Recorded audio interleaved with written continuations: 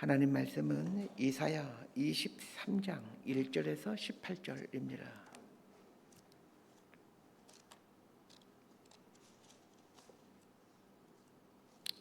이사야서 23장 1절에서 18절까지 말씀 번갈아 가면서 읽습니다. 제가 먼저 읽겠습니다. 두루에 관한 경고라. 다시스의 배들아, 너희는 슬피 부르짖을지어다. 두루가 황무하여 집이 없고 들어갈 곳도 없으며 이 소식이 기띔 땅에서부터 그들에게 전파되었습니다. 바다의 왕래하는 시돈 상인들로 말미암아 부유하게 된 너희 해변 주민들아, 잠잠하라. 시올의 곡식 곧 나일의 추수를 큰 물로 수송하여 드렸으니 열국의 시장이 되었도다. 시돈이여, 너는 부끄러워할지어다. 대저 바다 곧 바다의 요새가 말하기를 나는 상고를 겪지 못하였으며 출산하지 못하였으며 청년들을 양육하지도 못하였으며 처녀들을 생육하지도 못하였다 하였습니다.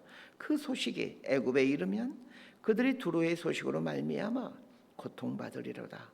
너희는 다시스로 건너갈지어다. 해변 주민아, 너희는 슬피 부르짖을지어다. 이것이 옛날에 건설된 너희 희락의 성 곧 그 백성이 자기 발로 먼 지방까지 가서 머물던 성읍이냐. 면류관을 씌우던 자요, 그 상인들은 고관들이요, 그 무역상들은 세상의 존귀한 자들이었던 두루에 대하여 누가 이를 정하였느냐. 만군의 여호와께서 그것을 정하신 것이라. 모든 누리던 영화를 욕되게 하시며 세상의 모든 교만하던 자가 멸시를 받게 하려 하심이라. 딸 다시스여, 나일같이 너희 땅에 넘칠지어다. 너를 속박함이 다시는 없으리라. 여호와께서 바다 위에 그의 손을 펴사 열방을 흔드시며 여호와께서 가나안에 대하여 명령을 내려 그 견고한 성들을 무너뜨리게 하시고 이르시되 너 학대받은 처녀딸 시도나, 내게 다시는 실학이 없으리니 일어나 기띔으로 건너가라. 거기에서도 내가 평안을 얻지 못하리라 하셨느니라. 갈대아 사람의 땅을 보라. 그 백성이 없어졌나니 곧 아수르 사람이 그곳을 들짐승이 사는 곳이 되게 하였으되 그들이 망대를 세우고 궁전을 헐어 황무하게 하였느니라. 다시스의 배들아, 너희는 슬피 부르짖으라. 너희의 견고한 성이 파괴되었느니라. 그날부터 두루가 한 왕의 연한같이 70년 동안 잊어버린 바 되었다가 70년이 찬 후에 두루는 기생의 노래같이 될 것이라. 잊어버린 바 되었던 너 음녀여, 수금을 가지고 성읍에 두루 다니며 기묘한 곡조로 많은 노래를 불러서 너를 다시 기억하게 하라 하였느니라. 18절까지 함께 읽습니다. 70년이 찬 후에 여호와께서 두루를 돌보시리니 그가 다시 값을 받고 지면에 있는 열방과 음란을 행할 것이며 그 무욕한 것과 이익을 거룩히 여호와께 돌리고 간직하거나 쌓아두지 아니하리니 그 무욕한 것이 여호와 앞에 사는 자가 배불리 먹을 양식, 잘 입을 옷감이 되리라. 아멘. 오늘 본문은 이 두루에 대한 심판을 다루고 있습니다. 이사야 13장부터 23장까지 열방들에 대한 심판을 다루고 있는데 오늘은 그 마지막 시간으로 이 두루에 대한 심판입니다. 이 두루는 이스라엘의 위쪽에 있는 지중해를 끼고 있는 해안 도시입니다. 두루는 현재 이스라엘의 바로 윗지역이 레바논인데 그 레바논의 국경선이 헐몬산입니다. 헐몬산에서 지중해 쪽으로 이렇게 왼쪽으로 선을 긋게 되면 지중해면에 맞닿아 있는 그곳이 두루라고 보시면 됩니다. 성경에서 두루를 언급할 때마다 종종 함께 언급되는 곳이 시돈이죠. 그래서 두루와 시돈 항상 이렇게 표현되는 경우가 많습니다. 이 시돈은 두루에서 북쪽으로 40km 정도 더 위쪽에 있는 해안 도시라고 생각하면 됩니다. 이 두루와 시돈 지역을 이 세계사에서는 이 페니키아라고 불리죠. 이 알파벳을 개발한 나라가 이 페니키아라고 세계사에서는 말하고 있습니다. 이 성경에서는 종종 베니게라고 불립니다. 예수님도 이 지역을 방문한 적이 있습니다. 귀신 들린 딸을 둔 가나안 여자가 예수님께 나와서 자신의 딸을 고쳐달라고 하죠. 그때 예수님께서 하신 그 유명한 말씀, 자녀의 떡을 취하여 개들에게 던짐이 마땅하지 않다 라는 말씀 기억하시죠? 그 말씀을 하셨던, 그러고 나서 귀신 들린 딸을 고쳐준 장소가 이 두루와 시돈 지역입니다. 그런 면에서 보면 이 두루와 시돈 지역은 이스라엘 사람들이 자주 왕래하는 외국이라고 하기에는 무색할 만큼 이스라엘과 아주 가까이에 있는 이웃 나라입니다. 두루와 이스라엘이 가는 오랜 세월 동안 우호적인 관계를 맺어오고 있었습니다. 대표적인 때가 다윗과 솔로몬 때입니다. 솔로몬이 성전을 지으면서 기술자들을 불러오는데 이 두루와 시돈에서 기술자들을 불러옵니다. 그곳에는 오래전부터 금속을 다루는 기술이 발달했기에 성전을 지을 때 금속을 다뤄야 될 일이 많이 있었거든요. 그래서 두루와 시돈의 기술자들을 불러옵니다. 분열왕국 시대에는 이 북이스라엘의 아합 왕이 두루의 공주와 결혼하게 되는데 그 공주가 이세벨 왕비입니다. 이세벨은 바알을 섬기던 여자로 북이스라엘이 이 바알을 섬기도록 하는데 아주 결정적인 역할을 한 여자이죠. 이처럼 오랜 세월 동안 이스라엘과 두루는 아주 밀접하게 연관을 맺어오고 있던 그런 이웃 나라였습니다. 1절에서 7절까지 말씀 함께 봅니다. 시작. 두루에 관한 경고라. 다시스의 배들아, 너희는 슬피 부르짖을지어다. 두로가 황무하여 집이 없고 들어갈 곳도 없으며 이 소식이 기띔 땅에서부터 그들에게 전파되었음이라. 바다에 왕래하는 시돈 상인들로 말미암아 부유하게 된 너희 해변 주민들아 잠잠하라. 시월의 곡식 곧 나일의 추수를 큰 물로 수송하여 드렸으니 열국의 시장이 되었도다. 시돈이여 너는 부끄러워할지어다. 대저 바다 곧 바다의 요새가 말하기를 나는 상고를 겪지 못하였으며 출산하지 못하였으며 청년들을 양육하지도 못하였으며 처녀들을 생육하지도 못하였다였음이라. 그 소식이 애굽에 이르면 그들이 두로의 소식으로 말미암아 고통받으리로다. 너희는 다시스로 건너갈지어다. 해변 주민아 너희는 슬피 부르짖을지어다. 이것이 옛날에 건설된 너희 시락의 성 곧 그 백성이 자기 발로 먼 지방까지 가서 머물던 성읍이냐. 두로는 해상무역이 활발한 곳입니다. 지중해변에 위치함으로 일찍부터 이 선박 기술이 발달한 곳이었고 무역을 통해서 아주 부유하게 된 나라입니다. 두로의 해상무역은 많은 나라들에게 이 물건을 전해주는 역할을 하였고 이것 때문에 많은 나라들은 두로와 좋은 관계를 맺고 있었습니다. 그러하게 기원전 3000년 경부터 이 도시를 이루고 있었지만 전쟁을 거의 겪지 않습니다. 왜냐하면 많은 나라들에 의해 나라들에게 물건을 중개해 주는 역할을 했기 때문에 많은 나라들과 전쟁을 하지 않습니다. 아수르에 의해서 2번, 바벨론에 의해서 1번, 페르시아에 의해서 1번, 헬라의 알렉산더에 의해서 1번 침략을 당한 것 말고는 거의 오랜 세월 동안 거의 외세의 침략을 받아본 적이 없는 곳이 이 두로와 시돈 지역입니다.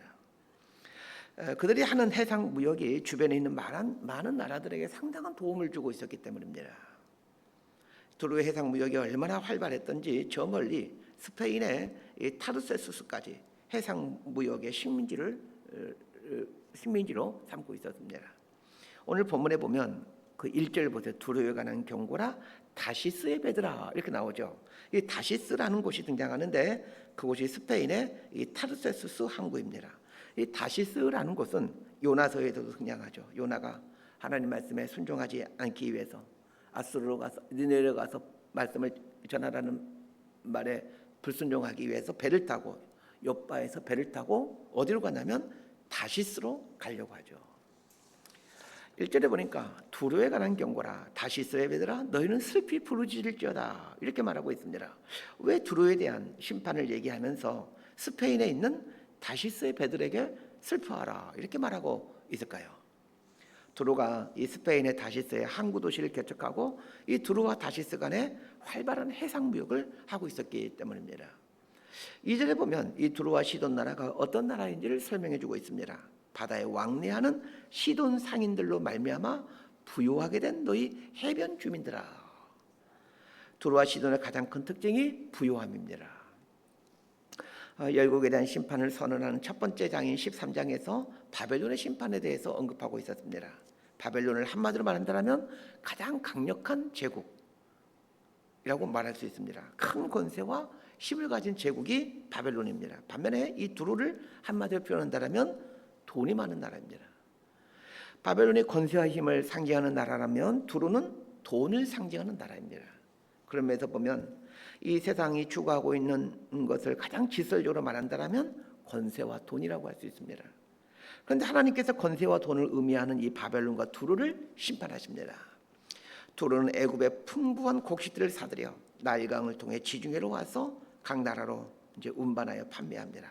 그래서 두로를 가리켜 오늘 본문에 보면 열국의 시장이라고 표현하는 것입니다. 두로가 심판을 당하게 되면 두로 한 나라만 고통을 겪는 것이 아닙니다. 두로와 무역을 하는 그 수많은 나라들은 고통 속에 있게 되죠. 우리 수개월 전부터 미국과 이란이 전쟁을 하면서 호르무즈 해협이 막히게 되자 수많은 나라들이 고통을 당하죠. 원유값이 취소되니까 많은 나라들이 이 원유값으로 인해서 고통을 당하고 있는 것과 같은 원리입니다. 자, 그러면 두로는 왜 심판을 당하게 됩니까? 자, 8절에서 14절까지 말씀 함께 봅니다. 시작. 멸관을 씌우던 자여, 그 상인들은 고관들이요, 그 무역상들은 세상의 존귀한 자들이었던 두로에 대하여 누가 이를 정하였느냐? 만군의 여호와께서 그것을 정하신 것이라. 모든 누리던 영화를 욕되게 하시며 세상의 모든 교만하던 자가 멸시를 받게 하려 하심이라. 딸 타시스여, 나일같이 너희 땅에 넘칠지어다. 너를 속박함이 다시는 없으리라. 여호와께서 바다 위에 그의 손을 펴사 열방을 흔드시며 여호와께서 가나안에 대하여 명령을 내려 그 견고한 성들을 무너뜨리게 하시고 이르시되 너 학대받은 처녀딸 시도나 내게 다시는 희락이 없으리니 일어나 기띔으로 건너가라. 거기에서도 내가 평안을 얻지 못하리라 하셨느니라. 갈대아 사람의 땅을 보라. 그 백성이 없어졌나니 곧 아소르 사람이 그곳을 들짐승이 사는 곳이 되게 하였으되 그들이 망대를 세우고 궁전을 헐어 황무하게 하였느니라. 다시스의 배들아, 너희는 슬피 부르짖으라. 너희의 견고한 성이 파괴되었느니라. 두로가 심판받게 된 것은 그들이 누리게 된 영화와 부유함 때문입니다.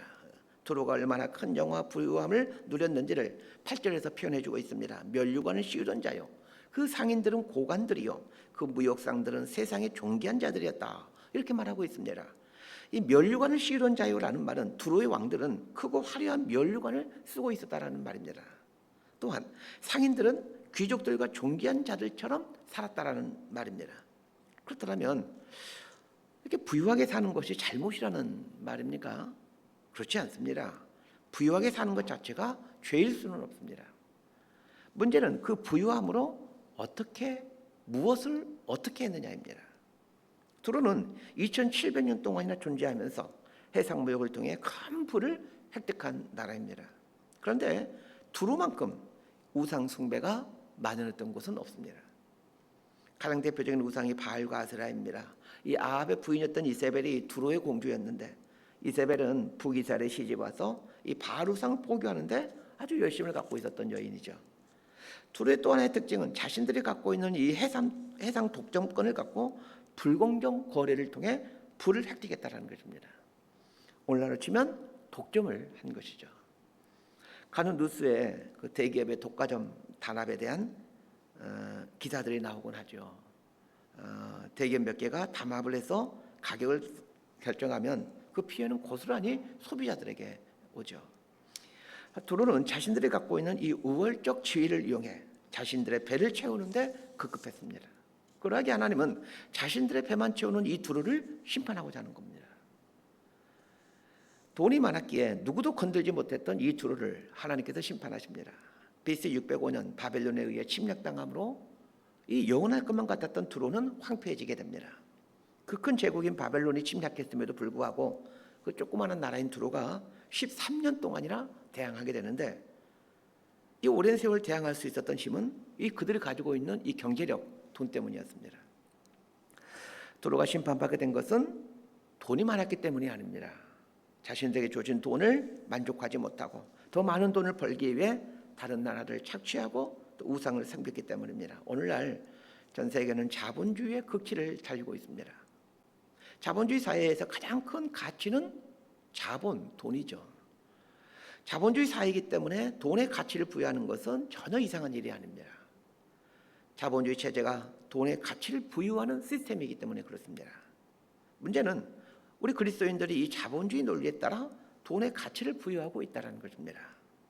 성경이 우리에게 전해주는 돈에 대한 가치는 자족함입니다. 가난에 처하든 풍부에 처하든 자족하기를 배워가는 것이 우리 기독교가 지향하는 이 돈에 대한 관점입니다. 하나님께서 주시면 그게 하나님의 복이고 동시에 사명이다라는 걸 깨닫고 하나님이 부여하신 사명을 완수해가는 것입니다. 돈이 많이 주어진다고 좋은 것이 아닙니다. 왜냐하면 주신 만큼 하나님의 사명이 부과되기 때문에 그렇습니다. 그러기 하나님의 사명을 완수하지 못하면 그 책임에서 자유로울 수가 없습니다. 그래서 돈은 책임입니다. 많은 돈을 가진 만큼 많은 책임을 갖게 됩니다. 이 사실을 안다라면 우리는 세상 사람들처럼 돈을 삶의 목표에 두지 않게 됩니다. 통장에 돈이 쌓일수록 부담감을 가지셔야 합니다. 통장에 돈이 쌓이는 만큼 책임이 그만큼 늘어나기 때문입니다. 사람들은 책임이 느는 걸 별로 좋아하지 않죠. 책임이 느는 것을 좋아하지 않는 것처럼 돈이 느는 것도 좋아하지 말아야 합니다. 그럼 왜 돈이 느는 것을 좋아할까요? 책임이라고 생각하지 않기 때문입니다. 이거 다 책임인데, 통장에 찍힌 그 돈의 액수를 보며 아이고 이거 책임인데, 이거 책임인데 이 생각까지 해야 되는데 그 생각하지 못합니다. 내 소유라고 생각하지 내가 짊어져야 될 책임이라고 생각하는 사람이 많지 않습니다. 책임이 많으면 어깨가 무겁습니다. 마찬가지입니다. 돈이 많으면 어깨가 무거워야 합니다. 해야 될 책임이 많구나 생각하면서 어깨가 무거워져야 합니다. 이런 측면에서 잠언 30장에 나오는 이 아굴이라는 사람이 이 했던 말은 참으로 지혜로운 말입니다. 잠언 30장 7절과 8절에 보면 아굴이 이런 말을 합니다. 내가 두 가지 일을 주께 구하였사오니 내가 죽기 전에 내게 거절하지 마옵소서. 지금 아굴이라는 사람이 하나님께 지금 간구하는 겁니다. 하나님, 내가 죽기 전에 두 가지 일을 간구할 텐데 제발 좀 거절하지 말아 주십시오. 꼭 이루게 해 주십시오. 이렇게 간절히 기도합니다. 자, 그게 뭐냐면 이렇게 말합니다. 곧 헛된 것과 거짓말을 내게서 멀리하옵시오. 이게 첫 번째고, 두 번째, 나를 가난하게도 마옵시고 부하게도 마옵시고 오직 필요한 양식으로 나를 먹이시옵소서. 가난하게도 말고 부하지도 말게 해달라는 것이 평생 소원이라는 겁니다. 너무 이상하지 않습니까? 부자가 되게 해달라는 것이 평생 소원이다? 충분히 이해가 되겠는데 가난하지도 말고 부자도 되지도 않게 하는 것이 평생 하나님 앞에 간구하는 소원이라는 게 여러분 이해가 되십니까? 저는 조금 이해가 됩니다. 아굴은 참으로 지혜로운 사람입니다. 왜냐하면 부는 책임이다 라는 사실을 알고 있었기 때문입니다. 이 땅에 주어진 것들로 인해 하나님 앞에 서게 되었을 때 반드시 그 책임을 물어야 된다라는 것을 아굴은 알고 있었던 것입니다. 자, 15절부터 18절까지 말씀 함께 봅니다. 시작. 그날부터 두로가 한 왕의 연한같이 70년 동안 잊어버린 바 되었다가 70년이 찬 후에 두로는 기생의 노래같이 될 것이라. 잊어버린 바 되었던 너 음녀여, 수금을 가지고 성읍에 두루 다니며 기묘한 곡조로 많은 노래를 불러서 너를 다시 기억하게 하라 하였느니라. 70년이 찬 후에 여호와께서 두루를 돌보시니 그가 다시 값을 받고 지면에 있는 열방과 음란을 행할 것이며 그 무역한 것과 이익을 거룩히 여호와께 돌리고 간직하거나 쌓아두지 아니하리니 그 무역한 것이 여호와 앞에 사는 자가 배불리 먹을 양식 잘 입을 옷감이 되리라. 하나님께서 부유한 두로를 심판하시겠다라고 하십니다.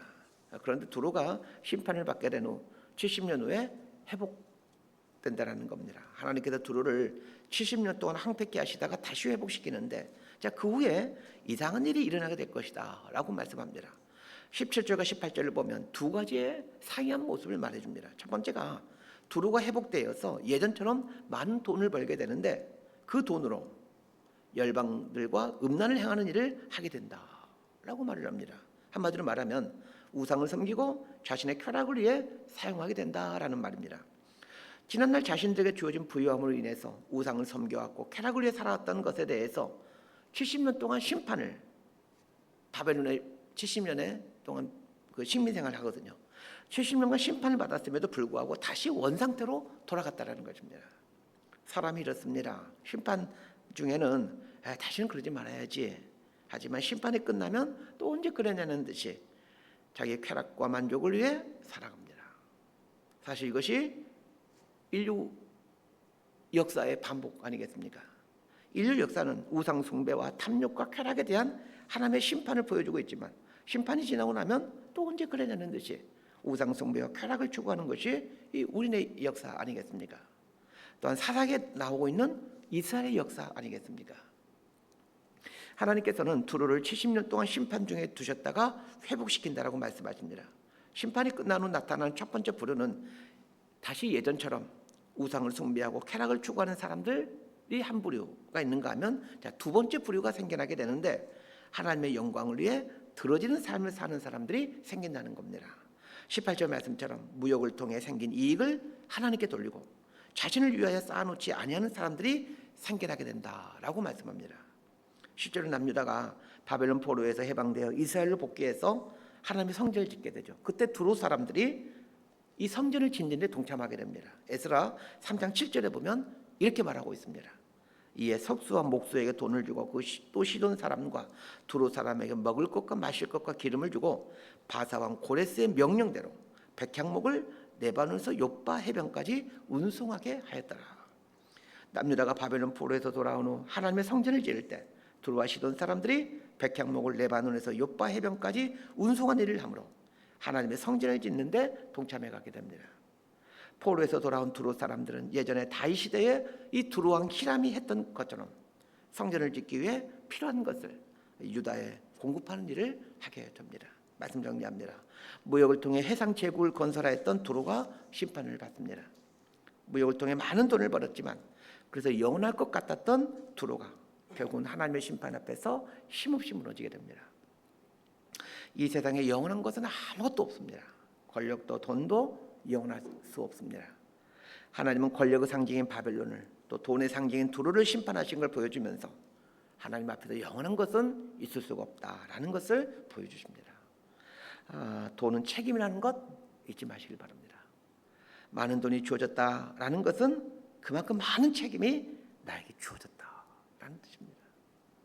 심판이 끝나자 두로 사람들은 두 부류로 나누어집니다. 다시 타락과 쾌락의 삶으로 돌아간 사람들과 자신의 배를 채우는 삶이 얼마나 어리석은 삶인지를 깨닫고 하나님의 영광을 위해 살았던 사람들로 나눠지게 됩니다. 오늘 우리 앞에 이 두 갈래의 길이 놓여져 있습니다. 여전히 내 배를 채우며 나의 욕망을 위해 살 것인가, 아니면 하나님을 위해 남은 삶을 살 것인가, 이 두 갈래의 길이 놓여 있습니다. 영원한 것을 선택하며 영원한 것에 인생을 내어드릴 줄 아는 지혜로운 사람들이 될 수 있게 되기를 주님의 이름으로 소망하고 축복합니다. 기도하겠습니다. 하나님 아버지, 이스라엘 주변에 있는 열방들과 심판을 하는 걸 보면서 하나님 앞에서 영원한 것은 있을 수가 없다는 것을 깨닫게 됩니다. 영원할 것만 같았던 그 큰 권세와 많은 돈이 하나님의 손 아래에서 아무런 힘을 발휘하지 못한다는 것을 보게 됩니다. 심판 앞에서 아무런 힘을 발휘할 수 없는 이 무기력한 것을 붙잡기에 이 아까운 인생을 허비하는 미련한 삶을 살지 않게 하시고 하나님의 손에 붙들려 영원하신 하나님께 영원히 남게 될 것들 위해 인생을 사용하는 지혜로운 인생이 될 수 있도록 은총을 베풀어 주옵소서. 예수님 이름으로 기도드리옵나이다. 아멘.